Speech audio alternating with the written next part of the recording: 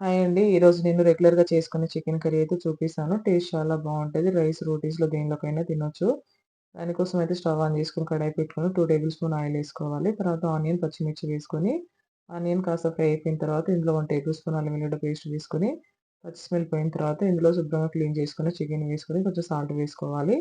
ఇదొచ్చేసి ఒక 10-15 నిమిషాల వరకు ఉడికించుకున్న తర్వాత ఇందులో ఒక 1 టమాటో వేసుకోవాలండి.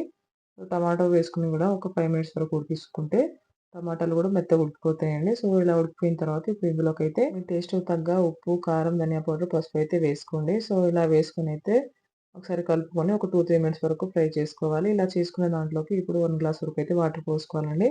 వాటర్ పోసుకొని ఇంకో 5 మినిట్స్ వరకు ఉడికించుకొని గ్రేవీ దగ్గరైన తర్వాత ఇందులో ఒక half table spoon garam masala, అలానే కొత్తిమీర వేసుకోవాలి. అంతే అండి. ఎంతో టేస్టీ చికెన్ కర్రీ అయితే రెడీ. సో, ఈ ప్రాసెస్‌లో ఒకసారి ట్రై చేయండి. టేస్ట్ చాలా బావుంటది. సో, వీడియో నచ్చితే లైక్ చేయండి, షేర్ చేయండి, సబ్స్క్రైబ్ చేసుకోండి. Thanks for watching.